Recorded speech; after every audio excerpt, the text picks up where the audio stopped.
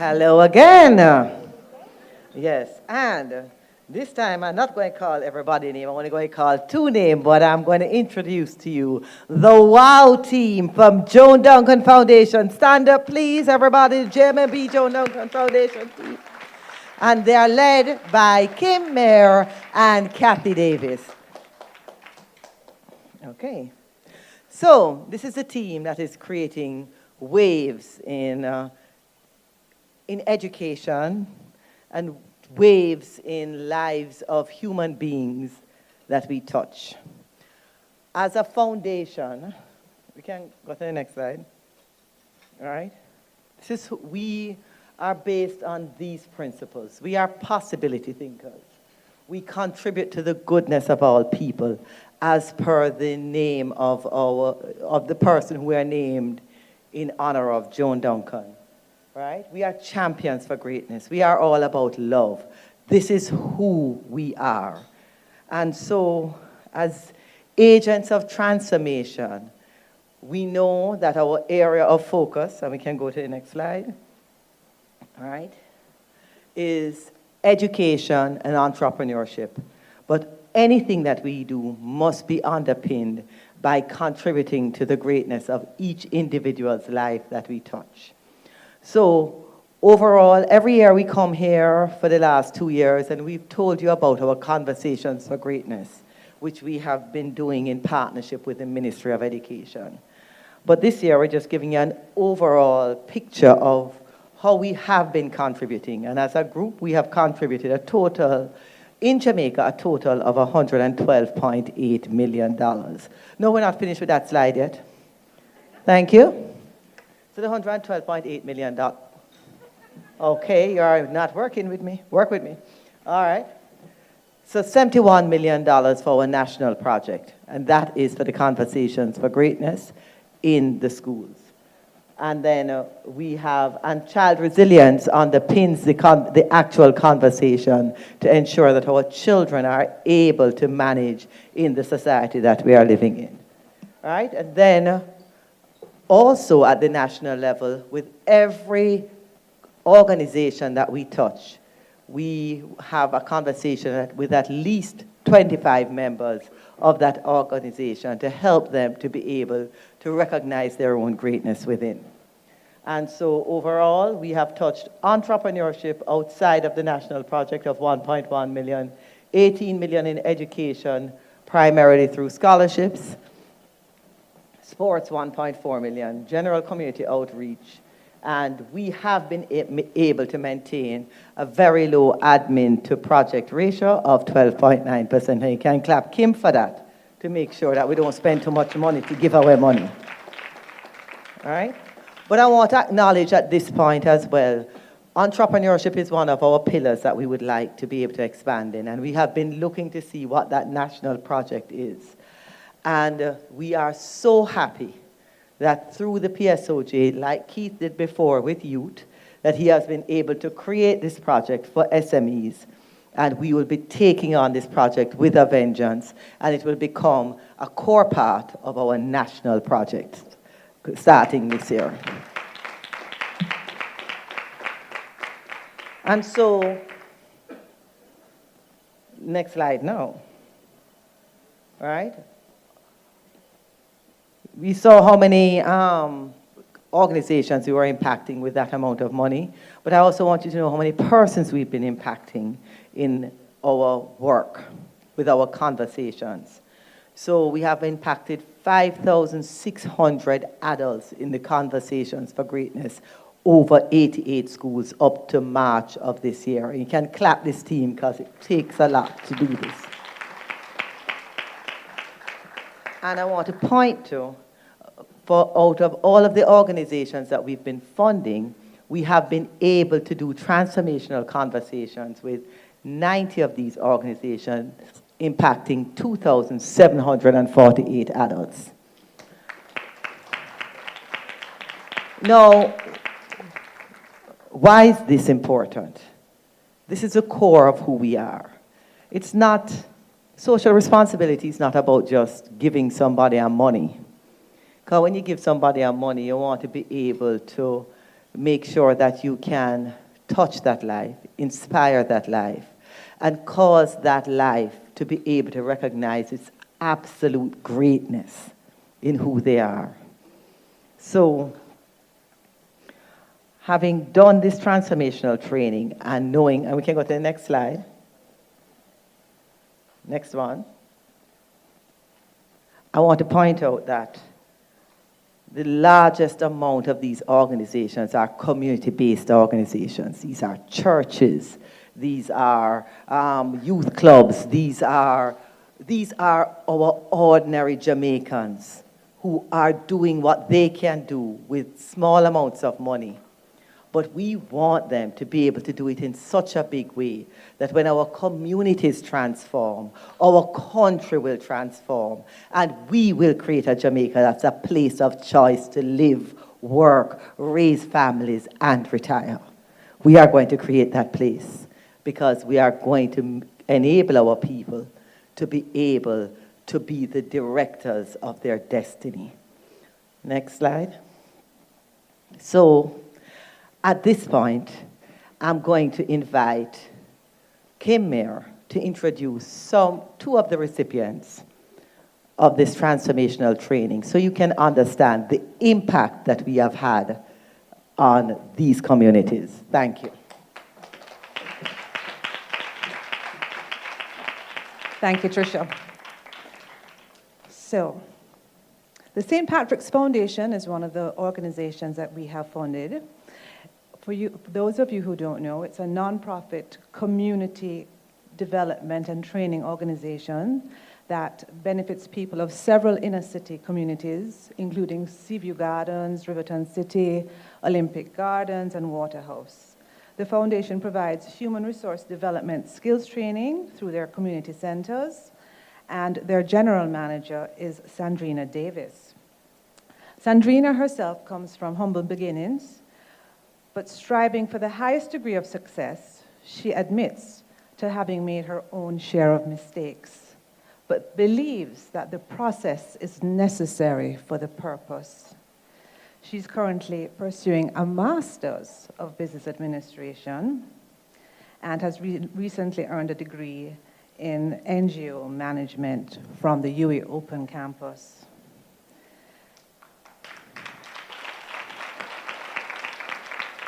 And so I'm asking you to warmly welcome Sandrina, a passionate young lady who is on a mission to make a difference, one life at a time.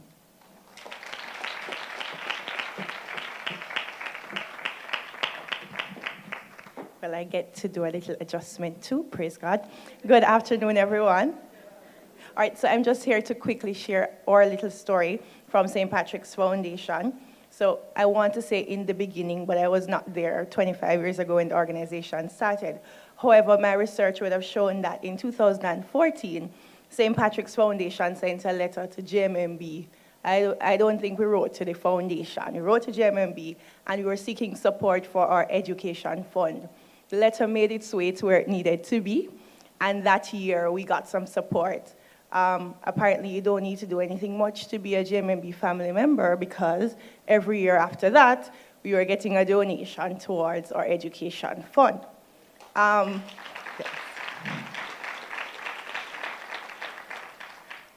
By virtue of us now becoming family members, we were invited to be a part of a conversation for greatness. And so we chose to have the conversation with our management team. So it was about 6 of us and a wonderful lady by the name of Celia. And so this was December 1, 2017, that the management team had the conversation. What a conversation it was. Just a very intimate setting, and we were able to just openly share our fears, our dreams, our hopes, not just for the organization that we serve, but for our own lives. And I remember when we ended that day, after a few tears were shed, let me be honest, when we ended that day and we were walking out of the space, we kept saying, we can't just stop here. We have to allow the rest of the team to be exposed to this kind of conversation. Took us a whole year to get that date down, but not for reasons of JMMB. It was all internal, just with the work that we do. And so in 2019, we're able to gather 22 of our staff members for another conversation. As usual, the JMMB family members would have allowed us to understand this space is open, this space is judgment-free, and you're able to just listen and share and be inspired. Our staff members talk about just the discussion about fact versus interpretation. I think that stood out a lot for a lot of us because as you work with different people, many times we assume so much, which is not necessarily the case. And so the conversation allowed the distinction between the two, fact and interpretation, to be a lot clearer for our team members, and it has significantly improved our working relationships. No longer do we assume, we have a conversation, and we'll be able to move forward from there. And the other big one was the choice between responding from ego and spirit. And that was the challenge. There's no ego and spirit challenge where we work, because now before we respond, we ask ourselves the question, what place is my response coming from? A lot of us have become more accountable to each other, having been exposed to these concepts. After the conversation, people felt more inspired, just with a new lease to take on the challenges of life and to understand that we are the reasons and we can do all that we want to do. So a few of our staff members have now gone back to school. Those who have other skills and talents have turned that into side hustles, which does not affect what they do on a regular basis. And so they're doing things that make them feel more fulfilled and not just blame, as Jamaicans usually do, but take responsibility. And I believe that the conversation for greatness would have played a major role in that kind of change in our organization. We look forward to the conference in 2020, and thank you so much, JMMB Joan Duncan Foundation.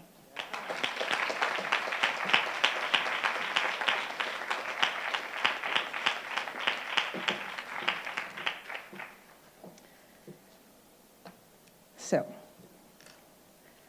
concerned with the level of unemployed youth in the community, Julian Robinson, the Member of Parliament, reached out to the Multicare Youth Foundation and asked them to offer a job readiness workshop in the community. Mr. Ramsey Horton is a self-appointed community leader from Jakes Road. He's all about community development. He hosts CXC classes for community members and offers PEP preparation classes for free to the children in the community. He currently coaches the Mountain View FC Under-15 team, which has reached 2 semifinals in 2018 and 19. Give him a clap.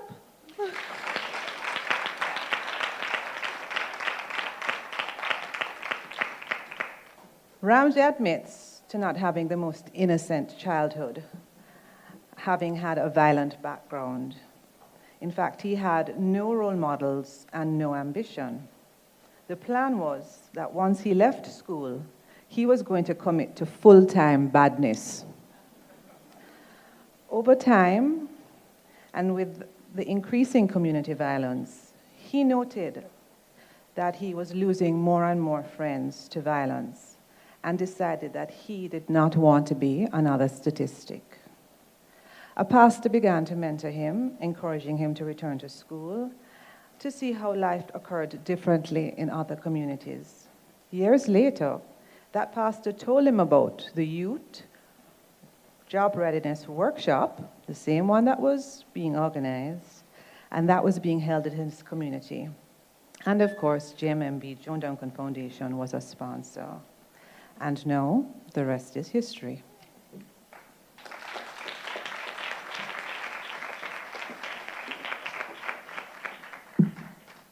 Thank you very much. I would love to say thank you very much for the JMB Joan Duncan Foundation, because that is actually what inspires me. They are actually the sponsor for a JFF coaching program, and that is what actually transformed my life. Because going by JFF, they actually teach me how to be self-disciplined, how to coach, and how to mentor youths. But At that time, I was actually going and said, well, coaching and to gain 3 points after a match, that is the most important thing, to gain just a result. But upon doing so, I was not employed, so I was at home, roughly about a couple years back, 2017, and I met up on this wonderful team, actually by Cecilia right here. They actually mentor me and teach me about self-discipline, self-value, and how you can be such of an impact upon a person. It actually inspires me and actually evokes a different meaning. So therefore, they transform my life and making me become a better person.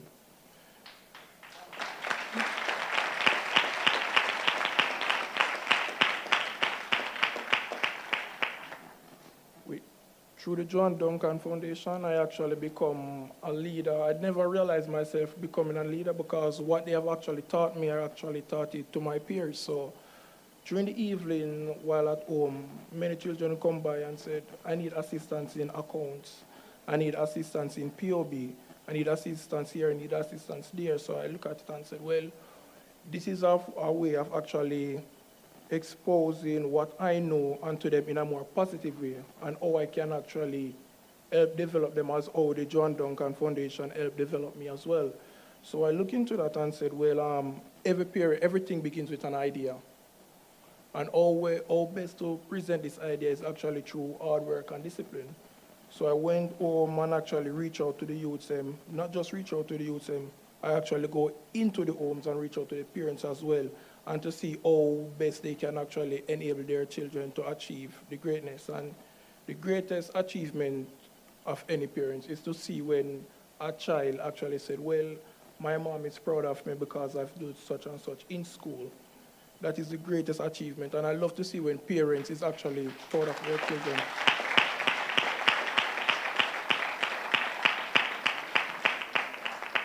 Recently, in Jake's Road community, I was there and I saw many children said, I want to play Manning Cup. I want to play for JC. I said, wow, you want to play for JC? That is actually a milestone. And I said, yes, but the child actually believed that I can do it, which I didn't believe. So I actually trained around 50 of them. And knowing to that Mountain View, which I came from, it's an extreme, violent place. In any minute, something happened. So what I did was that I gathered all the youths from the surrounding areas and we built a camp. So actually the youth them interact with each other, socialize. We will wake up in the morning, boil porridge, American, so forth, so get them to organize. So by doing so, it's just that to eliminate all stigma that associated itself around the community. So right there,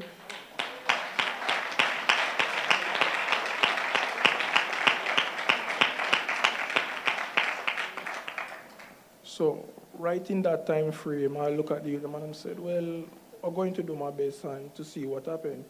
Happens to be that couple of years along the line, we met up with the youth upliftment through employment, and they actually give me a deeper look into what I'm doing. So I said, all right, we're going to just take a time and sit back and see what will be the progress from here.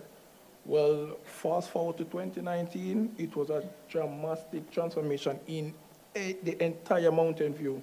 It was completely different because 3 of the youths represent the national under-17 football team.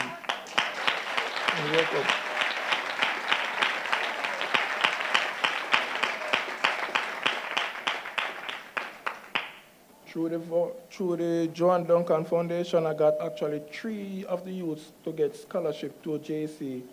One win.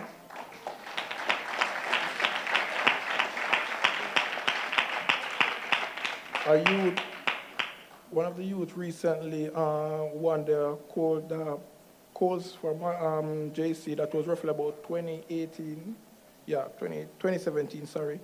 And recently, one of the youths just went overseas to pursue a degree through football. And he actually recently came back now and representing Portmore FC. A couple of them. So therefore, the work that I am doing right now is just to be there for them. I don't have a role model while growing up, so I try to be that person for them in this time. So, So, okay, and the CXC class that we did, it was actually a success because 95% of the youths, they actually gained their subjects, both seven, the minimum is actually 5. So I just want to say before I go, thank you very much for the Joan Duncan Foundation. They actually, as you can see a tree right here, they actually plant a seed within me so I can embark upon that. Thank you.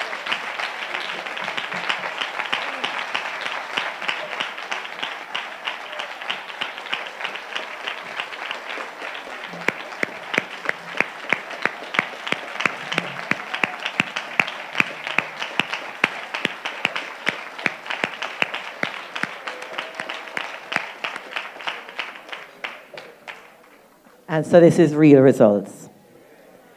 And because we know that the conversation is so critical to be able to continue to manifest that greatness, on February 1 of next year, we will be having a conference with where we will be inviting all of the recipients who have ever been a part of a conversation for greatness so that we can reinforce that conversation and ensure that it stays alive in Jamaica. Thank you all very much.